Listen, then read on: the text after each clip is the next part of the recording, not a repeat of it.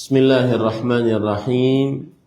Kembali kita dimudahkan oleh Allah Subhanahu wa taala untuk duduk bersama di Masjid Al-Ikhlas Dukuh Bima dalam sebuah kajian rutin setiap Ahad pekan kedua ba'da subuh, membaca kitab Taisirul Karimir Rahman fi Tafsiri Kalamil Mannan atau Tafsir As-Sa'di yang ditulis oleh Fadilat Syekh Abdurrahman bin Nasir bin Muhammad bin Abdullah Al-Sa'di At-Tamimi rahimahullah ta'ala. Salawat dan salam semoga selalu Allah berikan kepada Nabi kita Muhammad sallallahu alaihi wa ala alihi wasallam, pada keluarga beliau, para sahabat, serta orang-orang yang mengikuti beliau sampai hari kiamat kelak. Dengan nama-nama Allah yang husna dan sifat-sifatnya yang ulia, kita berdoa, Allahumma inna nas'aluka ilman nafi'an wa rizqan tayyiban wa amalan mutaqabbala. Allahumma amin.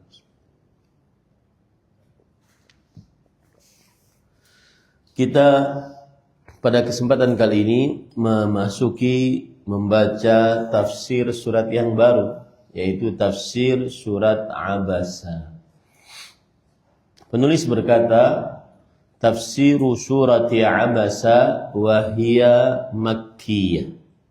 Tafsir surat Abasa, dan surat Abasa adalah surat yang disebut oleh para ulama dengan surat Makkiyah.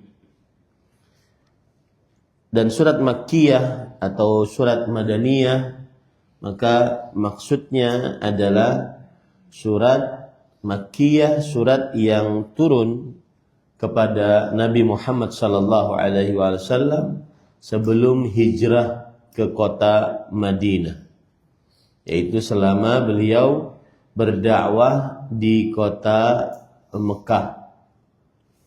Kemudian adapun surat Madaniyah adalah surat yang turun setelah Nabi Muhammad sallallahu alaihi wa ala alihi wasallam saat sudah berhijrah ke kota Madinah.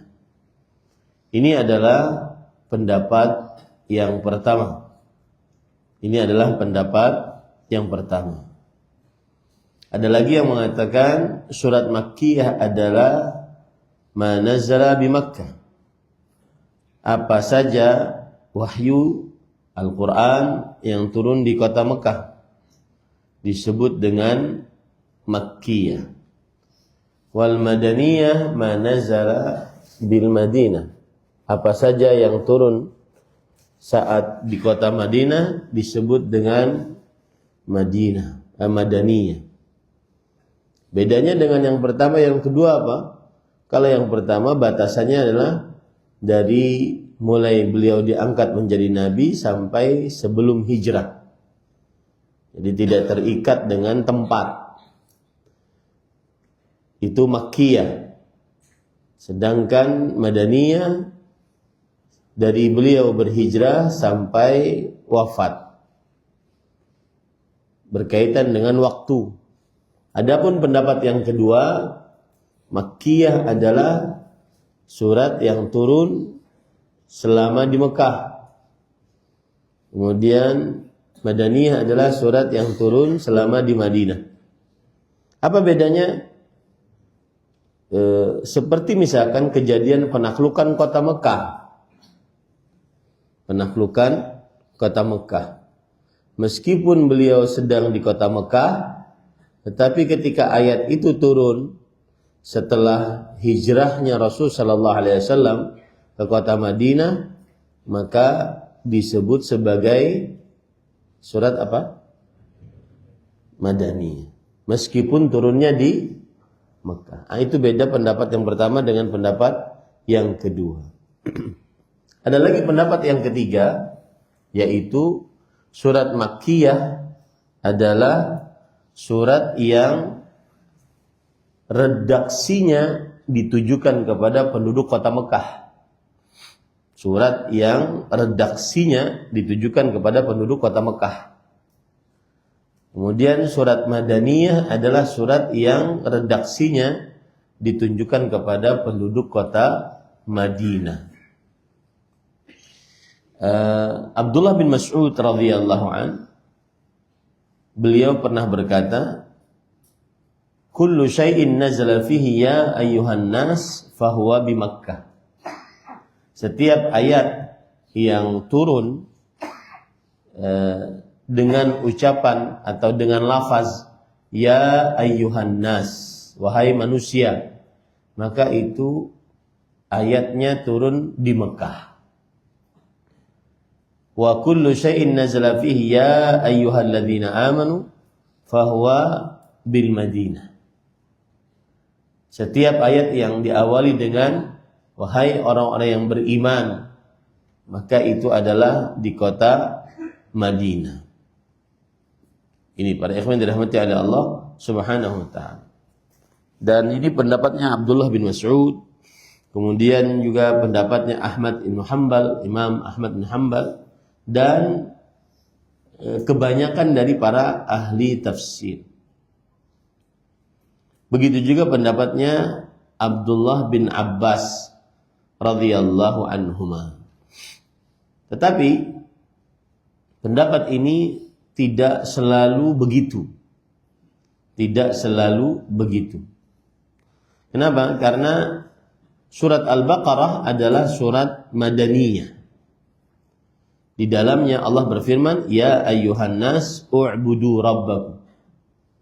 Wahai manusia, beribadahlah kalian kepada Rabb kalian.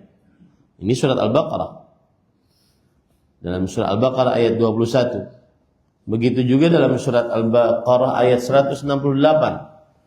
Ya ayyuhan nas kulu mimma fil ardi halalan tayyiba. Wahai manusia, makanlah apa yang ada di atas muka bumi, halal, yang halal dan baik. Kemudian juga surat An-Nisa. Surat An-Nisa surat Madaniyah, tetapi memakai ayat ya ayyuhan nas, wahai manusia, ittaqu rabbakum. Ayat surah An-Nisa ayat 1. Kemudian juga dalam surat Al-Hajj. Al-Hajj surat Makkiyah yang aturannya diawali dengan ya ayyuhan nas. Tetapi dalam surah Al-Hajj ayat 77 Allah berfirman, ya ayyuhalladzina amanu irka'u wasjudu. Wahai orang-orang yang beriman, rukuklah dan sujudlah. Intinya, kebanyakan para ulama tafsir, Abdullah bin Mas'ud, Abdullah bin Abbas, Imam Ahmad bin Hanbal, dan yang lain-lainnya mengatakan bahwa setiap ayat yang diawali dengan ya ayyuhan nas, maka itu adalah makkiyah. Kebanyakan ayat seperti itu. Dan setiap ayat yang diawali dengan ya ayyuhalladzina amanu, maka itu adalah madaniyah. Kebanyakan ayat begitu. Meskipun ada pengecualian pada beberapa ayat. Ini para ikhwan yang dirahmati oleh Allah Subhanahu wa taala. Al-Imam Az-Zarkashi rahimahullahu taala mengatakan bahwasanya setiap surat Makkiyah dan surat Madaniyah ada tanda-tandanya secara tersendiri. Contoh, setiap surat yang di dalamnya ada ucapan kalla, maka ini Makkiyah. Setiap surat yang ada ayatnya kalla, maka ini adalah Makkiyah.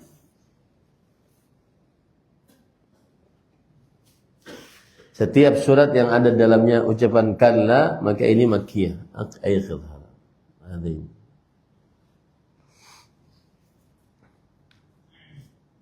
Assalamualaikum.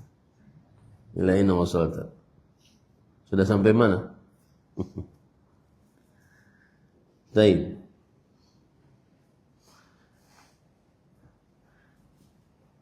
Jadi setiap surat yang ada di dalamnya kalla, maka ini adalah apa? Makkiyah. Kemudian setiap surat yang awalnya huruf-huruf hijaiyah, alif lam mim, kemudian alif lam ra, ha mim sad, kaf ha ya ain sad, nun, yasin dan seterusnya, maka itu adalah makkiyah. Maka itu adalah makkiyah. Setiap surat yang diawali dengan huruf-huruf yang terputus-putus, maka itu adalah makkiyah, kecuali surat Al-Baqarah, Ali Imran dan Ar-Ra'd. Kecuali surat Al-Baqarah, Ali Imran dan Ar-Ra'd. Selanjutnya, setiap surat yang di dalamnya ada kisah Adam dan iblis, maka itu makkiyah. Setiap surat yang ada dalamnya kisah Adam dan iblis, maka itu makkiyah, kecuali surat Al-Baqarah. Kecuali surat Al-Baqarah. Selanjutnya, setiap surat yang di dalamnya ada penyebutan tentang orang-orang munafik, maka itu madaniyah. Munafik hanya ada di kota Madinah. Di Mekah belum ada kata munafik. Ini sedikit faedah qalbiyah. Kenapa ada kemunafikan, Pak? Nah, santri yang tidur tadi, mas muka ya, mas muka. Hah? Nah, ini di belakang. Mas muka. Siapa namanya? Farid. Taib. Farid. Apa sebabnya orang munafik? Saya yakin setelah ini beliau tidak tidur lagi.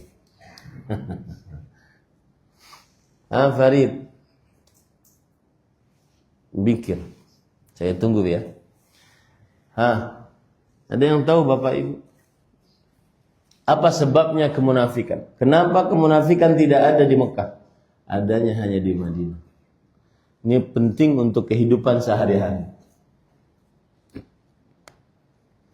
Jawabannya hasad. Jawabannya apa? Hasad menimbulkan kemunafikan. Bagaimana ceritanya itu? Ceritanya adalah Abdullah bin Ubay bin Salul, Rasul Munafiqin. Pemimpinnya orang munafik namanya Abdullah bin Ubay bin Salul. Ketika sebelum Rasul sallallahu alaihi wasallam datang ke kota Madinah, beliau adalah orang yang sangat terpandang di kota Madinah. Sebentar lagi memimpin tampuk kepemimpinan yang paling tinggi di kota Madinah. Datang Nabi Muhammad sallallahu alaihi wasallam, orang baru, bukan orang kampung situ, langsung dimuliakan oleh orang banyak. Tapi kalau seandainya beliau bertindak frontal, orang-orang akan benci kepada beliau. Akhirnya yang ada adalah munafik. Maka beliau sangat marah dengan Nabi Muhammad sallallahu alaihi wasallam. Akibat datang Rasul sallallahu alaihi wasallam, beliau tidak jadi mengambil tampuk kepemimpinan, malah diambil oleh Nabi Muhammad sallallahu alaihi wasallam. Tapi beliau tidak frontal untuk melawan Rasul sallallahu alaihi wasallam. Karena kalau frontal melawan, akhirnya beliau yang akan terpental. Inilah mengakibatkan bermuka dua, nifaq, kemunafikan. Hasad menimbulkan kemunafikan. Dan munafik dosa besar. Apalagi munafik akbar. Lisannya mengaku Islam, hatinya penuh dengan kekufuran. Ini para ikhwan yang dirahmati Allah. Maka setiap surat yang di dalamnya penyebutan orang-orang munafik adalah madaniyah. Selain surat Al-Ankabut. Kemudian tambahan, Setiap surat yang di dalamnya ada hukuman-hukuman had zina, had mencuri, had, hukuman-hukuman had, dan juga kewajiban sholat, kewajiban zakat, kewajiban haji, itu semua apa? Madaniyah. Karena itu turun kebanyakan di kota Madinah, meskipun selain sholat di kota Mekah. Ini adalah beberapa hal yang berkaitan dengan ilmu usul tafsir. Yang saya sebutkan tadi adalah sebagian kecil dari ilmu pokok tafsir. Kalau orang ingin membaca kitab-kitab tafsir, dia harus memiliki ilmu usul tafsir namanya. Sebagaimana hadis, ada ilmu usul hadis, yaitu mustalah hadis. Sebagaimana apalagi ilmu fikih, ada ilmu usul fikih. Ya, maka tafsir juga begitu. Ada ilmu usul tafsir. Dan saya berpesan nih kepada para santri, karena passion saya pendidikan. Para santri ingat baik-baik, ilmu itu ada 12 macam. 4 pokok ilmu. 8 sisanya adalah penunjang dari 4 tersebut. Dan juga para jamaah yang ingin menjadi ahli ilmu agama harus menguasai 12 macam ini. Kalau tidak menguasai 12 macam ini, jangan ngomong agama. Ya, kalau tidak banyak salahnya nanti. Yang pertama adalah ilmu tentang akidah. Yang kedua, ilmu tentang ibadah. Yang ketiga, ilmu tentang membaca, ilmu tentang tafsir Al-Quran. Yang keempat, ilmu tentang syarah hadis Rasul sallallahu alaihi wasallam. Itu ilmu pokok di dalam belajar ilmu agama.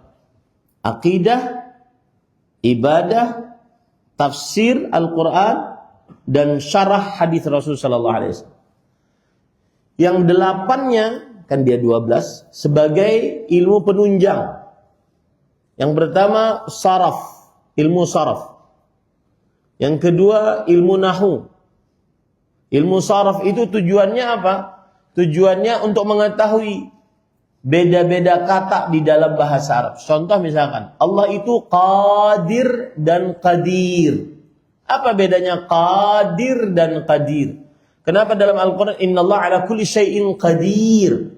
Sesungguhnya Allah maha kuasa atas segala sesuatu. Kalau ditafsirkan dalam bahasa Indonesia sama saja, maha kuasa. Tapi dalam bahasa Arab, dalam Arab beda. Qadir dengan qadir, beda maknanya. Taunya dari mana Ustaz? Dari ilmu saraf. Dari ilmu saraf. Maka jangan main-main dengan ilmu saraf. Susah iya. Salah satu ilmu yang paling jelimet bagi orang penuntut ilmu adalah ilmu saraf. Kemudian yang kedua, ilmu nahwu. Kita mengetahui ini pelaku kerja, ini kata kerja, ini nama pelaku kerja dari ilmu nahwu. Yang ketiga, ilmu balaghah, keindahan bahasa Arab dalam ayat Al-Quran ataupun hadis-hadis Rasul sallallahu alaihi wasallam dari ilmu balaghah. Yang keempat, tajwid, ilmu tajwid. Saya pesan nih, ya. Yaqbuhu bi talibil ilm an yalhana fi tilawatil Quran. Buruk bagi penuntut ilmu agama kalau jelek baca Qur'annya, bukan suaranya. Jelek tidak sesuai dengan tajwid dan makhrajnya. Kalau suara itu pemberian Allah Subhanahu wa taala. Yang paling utama, bacaanmu benar berdasarkan Al-Qur'an, berdasarkan ilmu tajwid dan makhrajnya. Yang keempat. Dan saya berpesan, ngambil ilmu Qur'annya sekarang. Jangan seperti saya. Setelah SMA baru ngambil ilmu tahfidz Qur'annya, baru menghafal Qur'an, baru memperbaiki lisan. Jangan. Sekarang lulusan SD, SMP dan SMA. Karena para ulama begitu mempelajari agama. Yang pertama kali dipelajari adalah bagus membaca Al-Quran. Makanya kami dulu di Kalimantan Selatan itu punya kebiasaan. Anak SD sebelum lulus SD, umur kelas 5 SD, kelas 6 SD, itu ada istilah namanya batamat. Batamat itu dia baca Al-Quran, mungkin sudah umur kelas 3 SD atau kelas 4 SD, mulai dia membaca Al-Quran sampai menghatamkan bacaan Al-Quran. Artinya SD dia sudah bisa lancar baca Quran, lancar baca, bukan hafal. Di zaman sekarang sebagian sekolah-sekolah lebih mendahulukan hafalan, padahal bacaannya masih belepotan. Itu keliru. Dan saya berani diskusi akan hal ini. Itu keliru. Baca dulu yang benar sampai lancar. Lancar itu seperti kalau orang baca 1 juz setengah jam, itu lancar. Seperti Imam Sudes di Mekah. Kalau belum seperti itu jangan ngaku lancar. Kalau misalkan zalikal kitab, wah ini sampai Dajjal datang nggak selesai. Ya, lancar, harus lancar. Baik, sampai berapa tadi? 4. Ya. Yang kelima yaitu ilmu usul fikih yang saya sebutkan tadi. Yang keenam ilmu usul hadis yang disebut dengan mustalah hadis. Yang ketujuh ilmu usul tafsir. Yang kedelapan yang terakhir sejarah Nabi. Inilah 12 cabang ilmu yang kalau ingin orang menjadi ahli ilmu agama harus mempelajarinya. Jangan ngaku ahli kalau belum menguasai 12 cabang ini. Nah, kita kembali ke surat kita. Ini gara-gara kata-kata wahiyya makkiyah. Dan dia adalah surat makkiyah. Berarti Ustaz pendapatnya apa tadi? Yaitu surat yang diturunkan sebelum hijrahnya Rasulullah sallallahu alaihi wasallam. Baik. Penulis berkata, Allah Subhanahu wa taala berfirman, abasa wa tawalla an ja'ahul a'ma.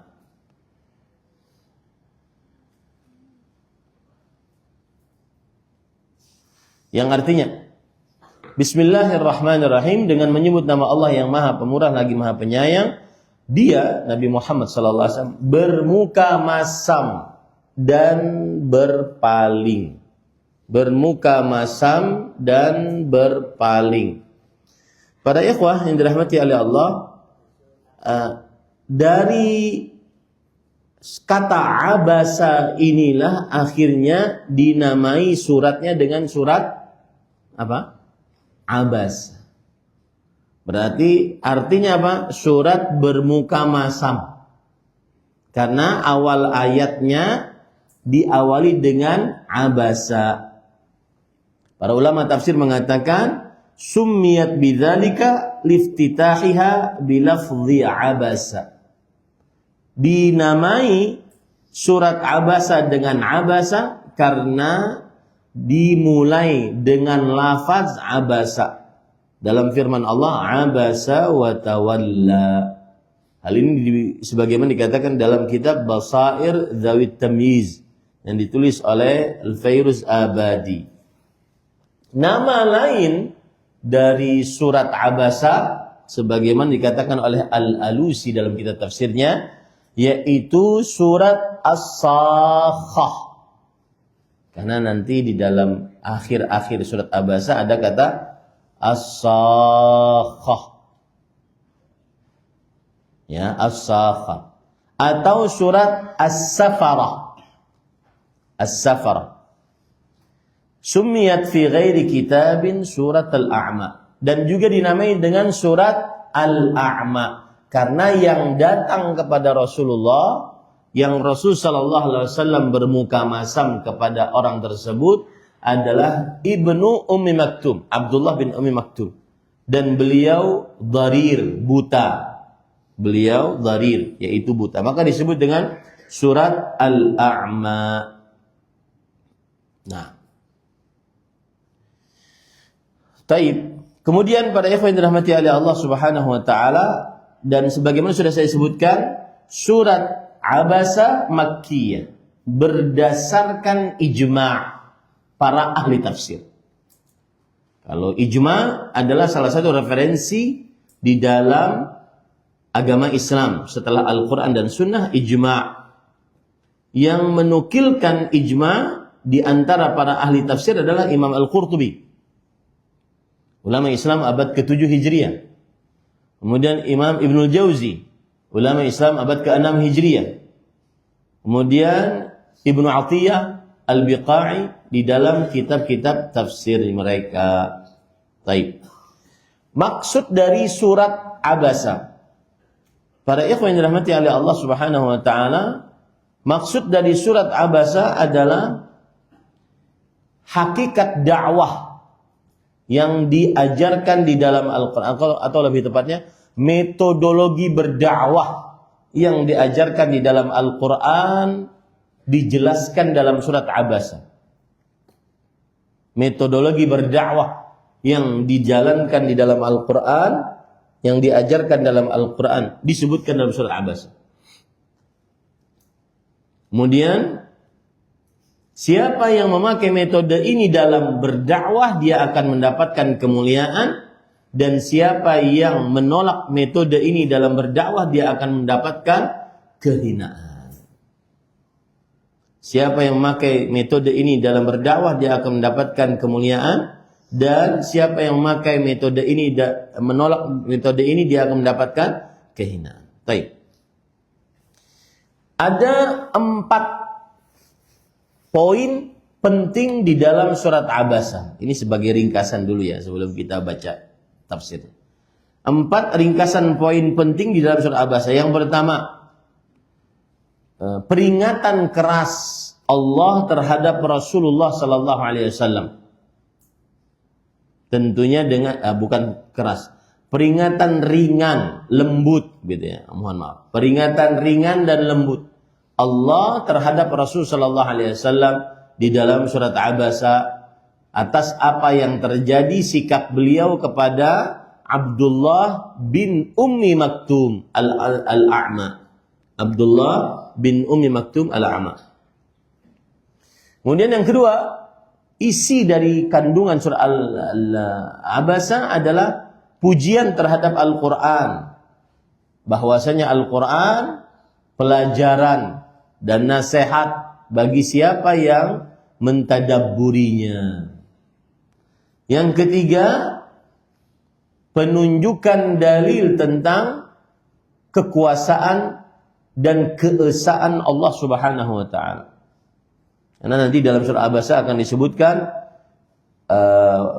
awal penciptaan manusia, kemudian nikmat-nikmat Allah yang Allah berikan kepada manusia, kemudian kemudahan-kemudahan yang Allah berikan kepada manusia. Ini sedikit menyimpang dari tema kita. Perkara mencintai Allah. Kita mencintai Allah. Saya ingin nanya kepada bapak-bapak sekalian yang ada. Bapak cinta gak sama Allah? Benar cinta gak? Ngaku, jujur. Belum sepenuhnya, betul gak? Ya, betul gak? Karena kalau seandainya ngaku cinta, maka ada tanda-tandanya. Coba saya sekarang akan sebutkan beberapa tanda orang yang cinta kepada Allah Subhanahu wa taala. Silahkan cek masing-masing di dalam diri kita. Apakah kita ini benar-benar cinta kepada Allah Subhanahu wa taala? Ya, perhatikan baik-baik. Contoh yang pertama, misalkan Allah mencintai, ingin bertemu dengan Allah. Seberapa besar kita ingin bertemu dengan Allah yang diawali dengan kematian. Mencintai kematian yang setelahnya ingin bertemu dengan Allah. Dua, hendaknya seseorang sabar saat taat, saat mengerjakan ketaatan sabar. Itu tanda cinta Allah. Seberapa sabar kita taat di dalam mengerjakan ketaatan, kewajiban atau kesunahannya. Yang ketiga, sabar saat menghadapi musibah. Seberapa besar kesabaran kita menahan lisan, tidak menggerutu hati, tidak mengerjakan hal-hal yang mungkar saat mendapatkan musibah. Kemudian yang keempat, seberapa besar kita lebih mendahulukan Allah dibandingkan apa yang kita sukai, hawa nafsu kita sukai.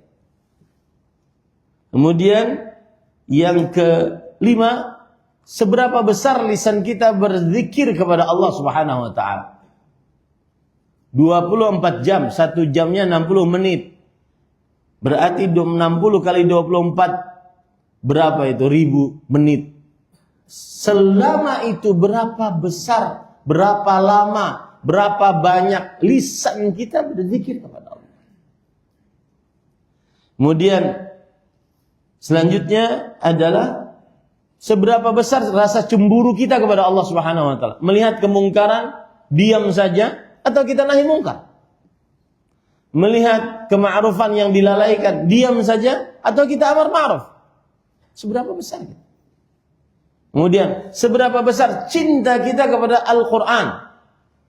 Baca, mendengar, menghafal. Ya.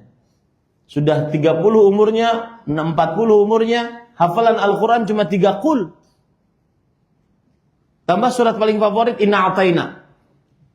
Itu pun warisan TK. Seberapa banyak kita cinta kepada Allah Subhanahu wa taala. Nah, timbul pertanyaan sekarang. Nah, yang selanjutnya. Seberapa menyesal kita kalau ketinggalan kesempatan untuk beramal ibadah kepada Allah Subhanahu wa taala. Contohnya, 2 rakaat sebelum subuh. Seberapa menyesal gitu kalau ketinggalan 2 rakaat sebelum subuh gara-gara terlambat bangun. Itu semua bukti cinta kepada Allah Subhanahu wa taala. Nah, yang ingin saya sampaikan berkaitan dengan surat Abasa tadi adalah salah satu kandungan dari surat Abasa yaitu bahwa Allah Subhanahu wa taala dalam surat Abasa menyebutkan kekuasaannya, di antaranya adalah penciptaan manusia. Kemudian nikmat-nikmat yang Allah berikan kepada manusia. Ini mengingat nikmat mendatangkan cinta. Oh, Allah Subhanahu wa taala sudah ngasih saya tubuh fi ahsani taqwim. Allah Subhanahu wa taala sudah memberikan kepada saya hidayah, petunjuk kepada Islam. Fi ahsani taqwim, Islam di atas Islam yang benar. Mengingat nikmat-nikmat tersebut membuat seseorang cinta kepada Allah Subhanahu wa taala. Yang keempat, kandungan surat Abasa adalah surat Abasa mengingatkan tentang dahsyatnya hari kiamat dan bagaimana keadaan manusia di hari kiamat tersebut. Baik. Sekarang kita baca tafsir penulis Fadilatul Syekh Abdurrahman bin Nasir As-Sa'di rahimahullah berkata, Abasa wa tawalla an ja'ahu al-a'ma wa ma yudrika la'allahu yazakka aw yadhakkaru fatanfa'ahu adh-dhikra amma man istaghna fa anta lahu tasadda wa ma 'alayka alla yazakka wa amma man ja'aka yas'a wa huwa yakhsha fa anta 'anhu talahha.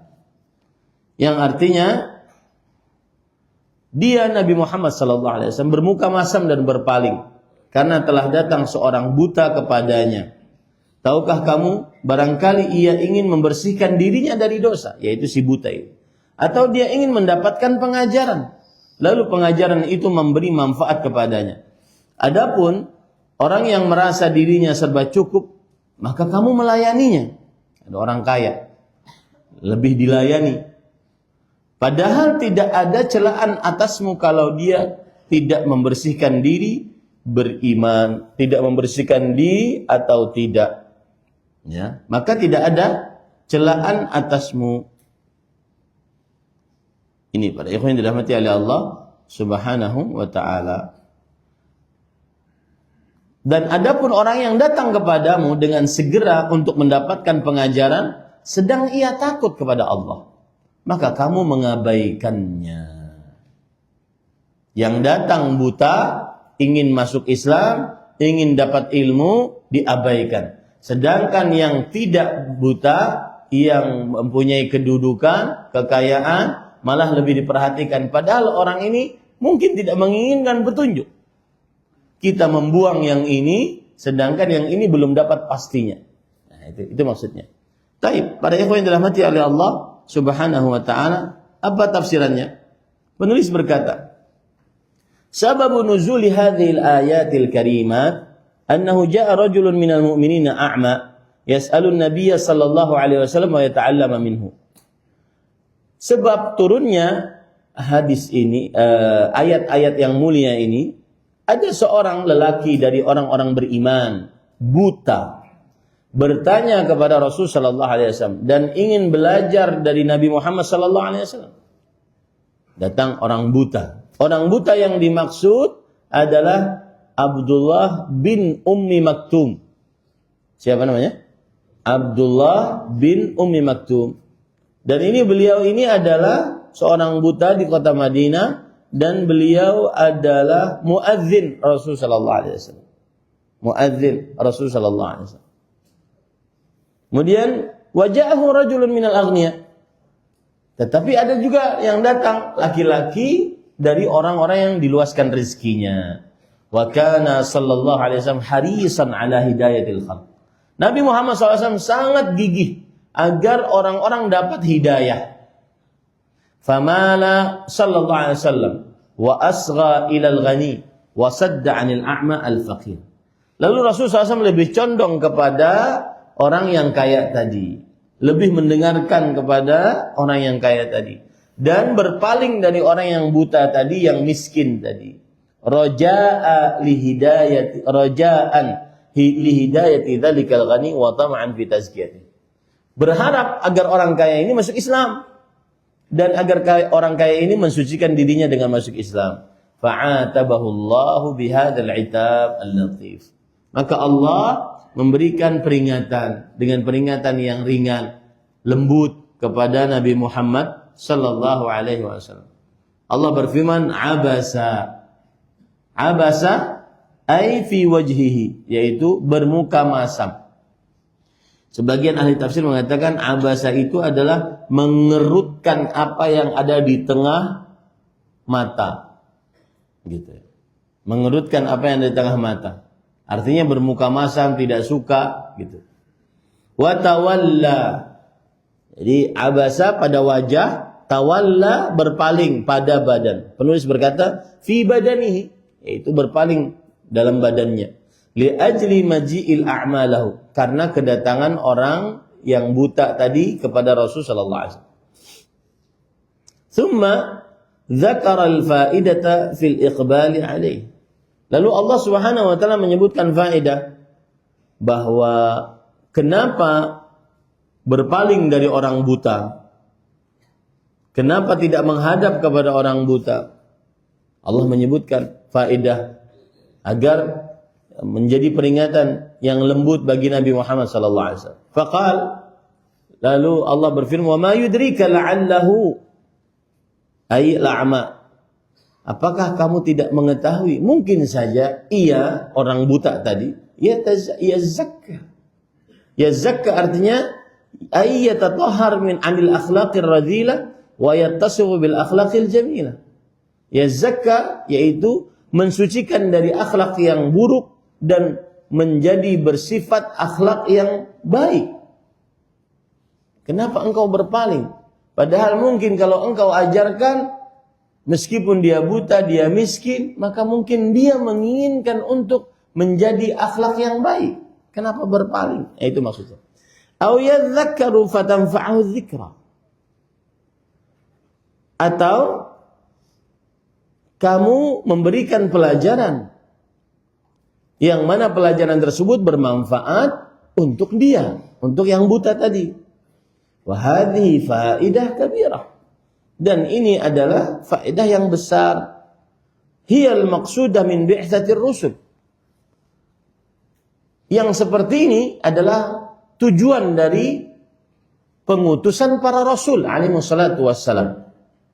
Yaitu belajar dari para rasul akhlak yang baik dan belajar ilmu dari para rasul. Itulah utusan, itulah tujuan utama diutusnya para rasul alaihi wassalatu wassalam. Wa wa'dhil wu'adh wa tadhkiril mudzakirin. Dan nasihat orang-orang yang memberikan nasihat dan peringatan orang-orang yang memberikan peringatan. Itu tujuannya.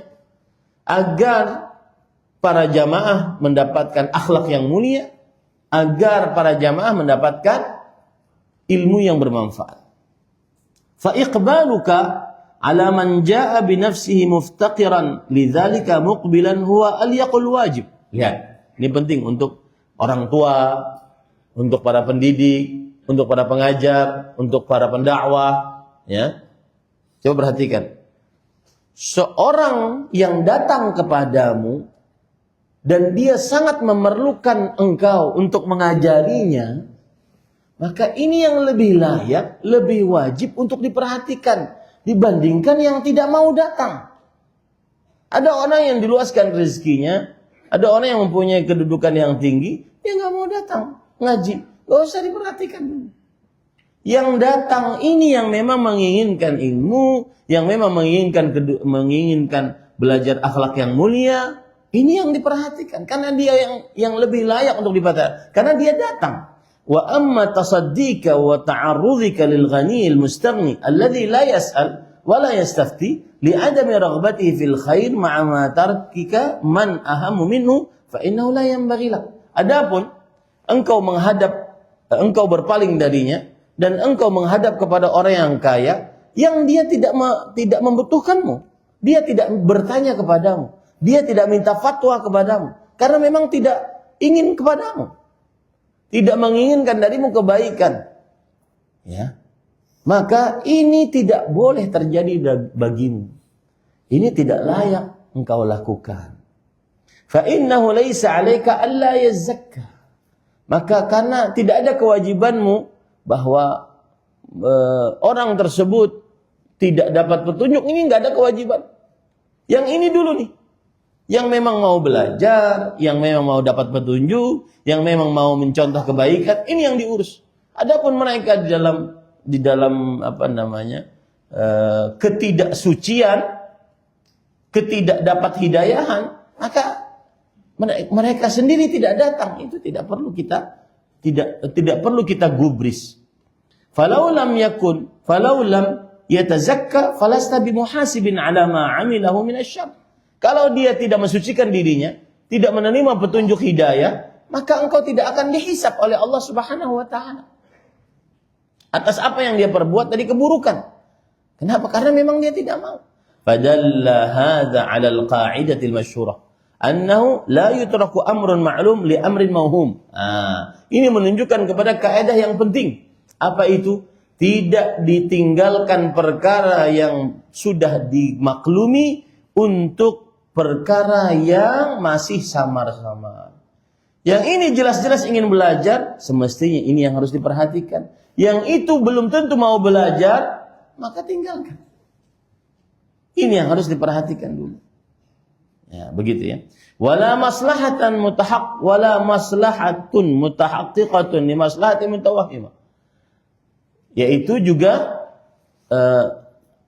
tidak meninggalkan perkara yang baik, ada maslahat yang baik di sini, yang benar-benar kebaikannya didapat untuk perkara yang maslahatnya masih samar-samar. Kayaknya sih ada kebaikan di situ. Kenapa meninggalkan yang ini jelas-jelas ada kebaikannya untuk yang itu yang kebaikannya masih samar-samar. Wa annahu yanbaghi al-iqbal ala talibil ilm al-muftaqiri ilaihi al-haris alaihi ajjad min ghairihi. Nah, perhatikan. Ini yang saya lakukan tadi. Dan hendaknya menghadap kepada para penuntut ilmu yang memang mau menuntut ilmu, yang memang berhajat kepada ilmu dibandingkan yang tidak berhajat kepada ilmu. Itu lebih utama untuk diperhatikan dibandingkan yang memang tidak mau datang. Ya, ini para ikhwan yang dirahmati oleh Allah Subhanahu wa ta'ala. Nah.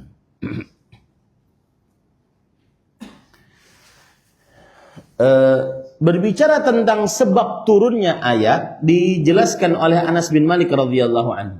Ja'a Ibnu Ummi Maktum ila Nabi sallallahu alaihi wasallam. Abdullah bin Maktum datang kepada Rasul sallallahu alaihi wasallam wa huwa yukallimu Ubay ibn Khalaf. Dan Nabi Muhammad SAW pada waktu itu sedang berbicara kepada Ubay bin Khalaf. Ubay bin Khalaf salah satu pentolan orang-orang musyrik Quraisy. Fa'arada anhu. Rasul SAW berpaling dari Ibnu Ummi Maktum. Maka turunlah ayat Abasa wa tawalla. Fakana Nabi sallallahu alaihi wasallam ba'da dzalika yukrimuhu. Semenjak turunnya ayat itu Nabi Muhammad sallallahu alaihi wasallam sangat memuliakan siapa tadi? Abdullah bin Maktum. Makanya salah satu sebabnya juga beliau menjadi apa? Menjadi muadzin padahal buta. Padahal buta. Makanya Rasulullah SAW bersabda dalam sahur, yang sebentar lagi puasa, Kulu washrabu hatta yu'adzina ibnu Ummi Maktum. Makanlah dan minumlah sampai Ibnu Ummi Maktum mengumandangkan azan. Karena beliau mengumandangkan azannya pas azan subuh. Adapun Bilal mengumandangkan azannya ketika masih malam. Belum datang fajar yang kedua. Nah,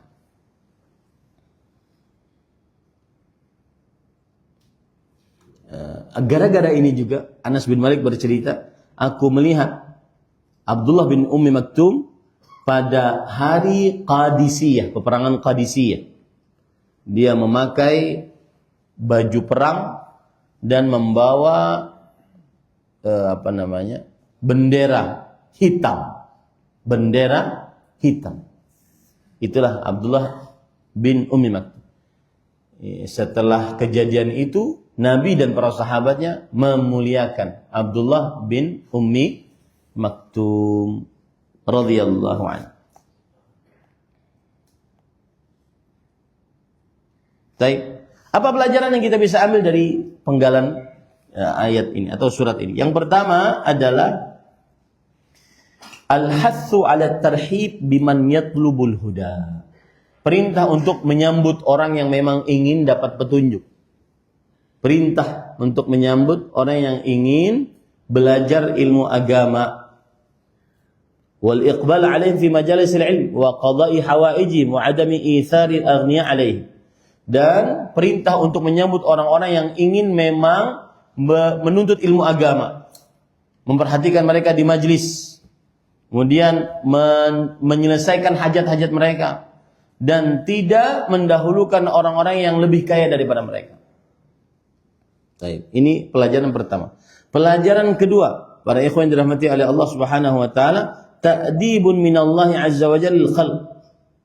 Ini adalah surat ini memberikan pelajaran kepada kita. Allah memberikan peringatan kepada makhluknya. Alla yakuna hammuhum hamman syakhsiyan. Yang mana tekadnya jangan tekad sendiri, tetapi hamman ma'nawiyan. Tekadnya adalah tekad untuk menyampaikan kebaikan. Nah, ini para ikhwan yang dirahmati oleh Allah Subhanahu wa taala. Jadi mendahulukan di dalam berdakwah karena dakwahnya, bukan karena orangnya yang dilihat lebih kaya, lebih punya ketinggian derajat dibandingkan manusia yang lain. Enggak. Tapi mana yang lebih mau mendapatkan hidayah, itu yang lebih diperhatikan. Nah, yang ketiga, pada ikhwan yang dirahmati oleh Allah Subhanahu wa taala, ini adalah faedah yang sangat besar, yaitu maksud dari pengutusan para rasul adalah memperhatikan orang-orang yang menginginkan mendapatkan petunjuk. Memperhatikan orang-orang yang menginginkan mendapatkan petunjuk.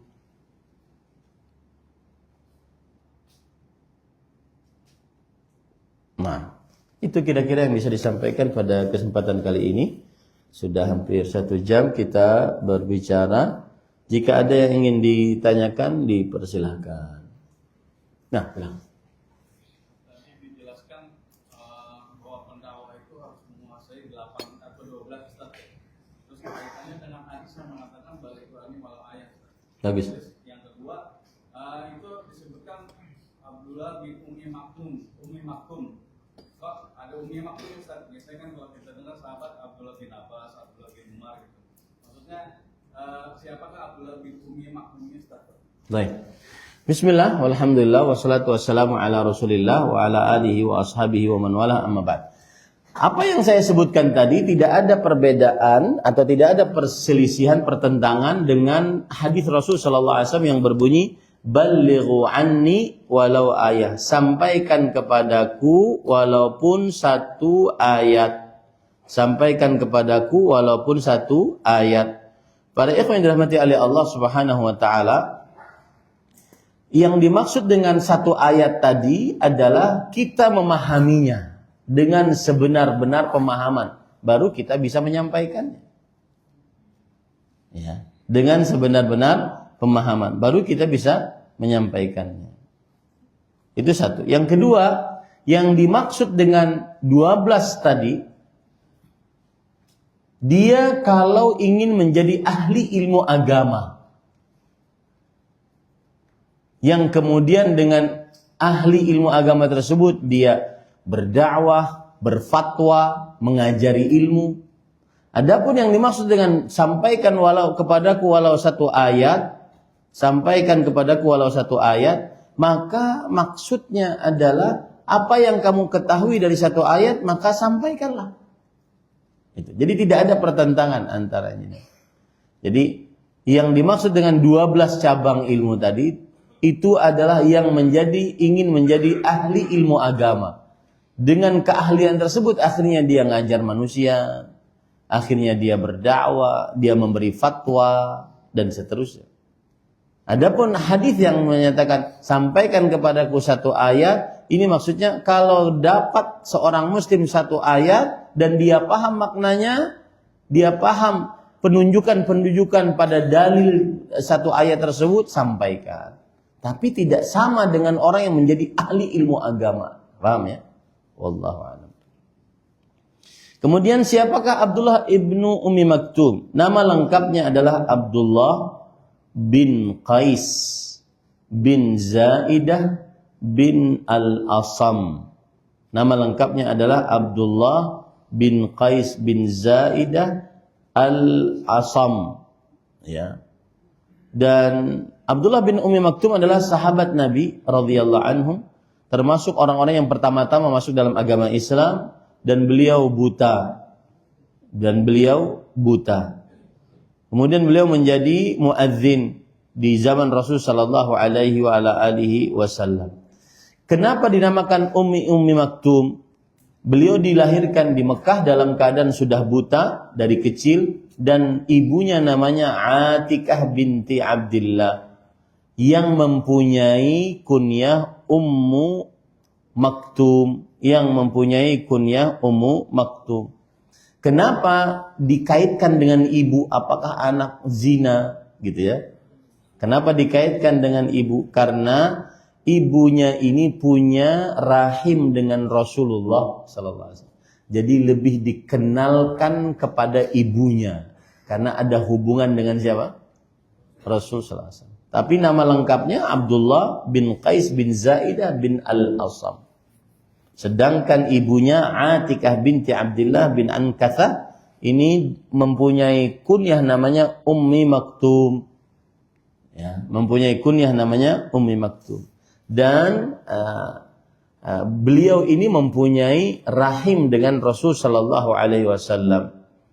Ibunya ini adalah saudari dari bapaknya Khadijah. Nah, ya. Makanya diangkatlah nama itu agar ada kedekatan dengan siapa? Rasul sallallahu alaihi wasallam. Nah, begitu wallah. Lagi? Cukup? Ngantuk? Hah? Siapa tadi namanya? Hah? Farid. Farid, ha? Siapa? Hah? Faris. Oh, nah. Dia akan, kalau beliau jadi ustadz, nanti akan ingat. Saya diingatkan oleh Ustadz Ahmad katanya, saat tidur. Apakah surat Abasa turun secara utuh sampai selesai? Karena ada 4 poin dalam surat tersebut. Wallahu a'lam. Enggak tahu sih. Belum baca. Bagaimana sikap Rasulullah SAW kepada Ummi Maktum setelah Allah menegur lewat surat Abasa? Mungkin lebih tepatnya kepada Ibnu Ummi Maktum. Karena Ummi Maktum itu siapanya? Ibunya. Ibnu Ummi Maktum. Sikapnya sudah saya sebutkan tadi. Beliau akhirnya memuliakan Ibnu Ummi Maktum. Ya. Salah satu di antaranya adalah beliau diperintahkan untuk menjadi muadzin. Diperintahkan untuk menjadi muadzin. Wallahu a'lam. Apakah benar mengusap wajah setelah berdoa itu bid'ah atau tidak boleh? Jawabannya, para ikhwan yang dirahmati oleh Allah Subhanahu wa taala, belum ada riwayat jelas dari Rasulullah sallallahu alaihi wasallam setelah berdoa mengusap wajah. Sependek pengetahuan saya, belum ada riwayat dari Rasul sallallahu alaihi wasallam setelah berdoa selalu mengusap wajah. Bahkan ada celaan dari sebagian ulama bahwa tidak manfaat mengusap wajah. Kalau tidak salah ini disebutkan oleh Imam An-Nawawi dalam kitabnya Al-Adhkar. Imam Nawawi yang bermadzhab Syafi'i, ulama Islam abad ke-7 Hijriah, punya kitab namanya Al-Adhkar.